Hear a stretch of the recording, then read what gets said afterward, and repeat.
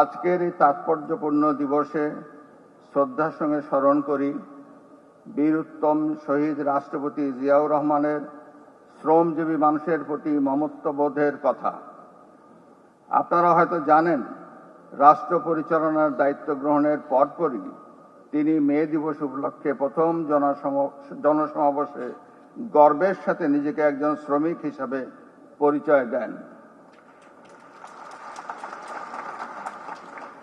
তার প্রবর্তিত ত্রিপক্ষীয় শ্রম নীতি ও সংস্কার শ্রম কল্যাণের ভিত্তিকেই শক্তিশালী করেছে। 1976 সালে তিনি প্রতিষ্ঠা করেন মিনিস্ট্রি অফ ম্যান পাওয়ার। এ সময় তিনি মধ্যপ্রাচ্য সহ 33টি দেশের বাংলাদেশি শ্রমিক প্রেরণের ব্যবস্থা করেছিলেন। এই উদ্যোগই পরবর্তীতে বাংলাদেশের অর্থনীতিতে বৈদেশিক মুদ্রা প্রবাহের নতুন যুগের সূচনা করে।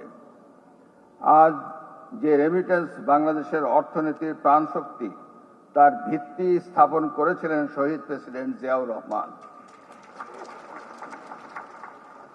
পরবর্তীতে সাবেক প্রধানমন্ত্রী দেশনেত্রী বেগম খালেদা জিয়া সেই ধারা সমুন্নত রেখে শ্রমিকদের একাধিক সমাবেশে শ্রমিক সমাজের সঙ্গে একত্রতা ঘোষণা করেন।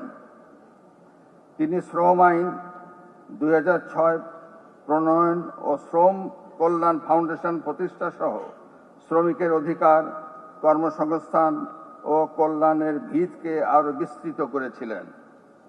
সেই ধারাবাহিকতায় বর্তমান সরকার দেশের আপামর শ্রমজীবী মানুষের কল্যাণ, ন্যায্য অধিকার রক্ষা, শারীরিক ও মানসিক সুস্বাস্থ্য, নিরাপদ ও শোভন কর্মপরিবেশ নিশ্চিত করার লক্ষ্যে নানাবিধি কর্মপরিকল্পনা গ্রহণ করেছেন।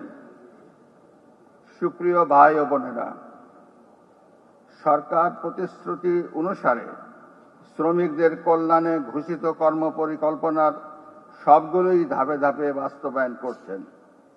দায়িত্ব গ্রহণের মাত্র 2 মাসের মধ্যে সরকারি মালিকানাধীন বন্ধ চিনি কল, রেশম, পাট ও শিল্প কলকারখানা চালু করে কর্মসংস্থান বৃদ্ধির উদ্যোগ নেওয়া হয়েছে। চলতি বছরের 6 মাসের মধ্যে পর্যায়ক্রমে 6টি পাট কল চালু করার চিন্তা ভাবনা রয়েছে। সম্মানিত মালিক ও শ্রমিক প্রতিনিধিবৃন্দ, শ্রমিক ও মালিক পারস্পরিক আস্থা সম্পর্ক, সহযোগিতা ও সৌহার্দ্যপূর্ণ কর্মপরিবেশ অত্যন্ত গুরুত্বপূর্ণ। এর মাধ্যমে উৎপাদনশীলতা বৃদ্ধির পাশাপাশি টেকসই শিল্প উন্নয়ন ও সুরক্ষিত কর্মসংস্থান দেশের অর্থনীতিতে গুরুত্বপূর্ণ ভূমিকা পালন করবে।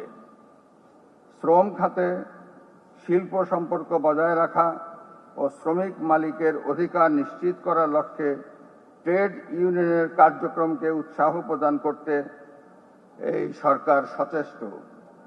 কোনোভাবেই এই অধিকারকে উপেক্ষা করার কোনো সুযোগ নাই।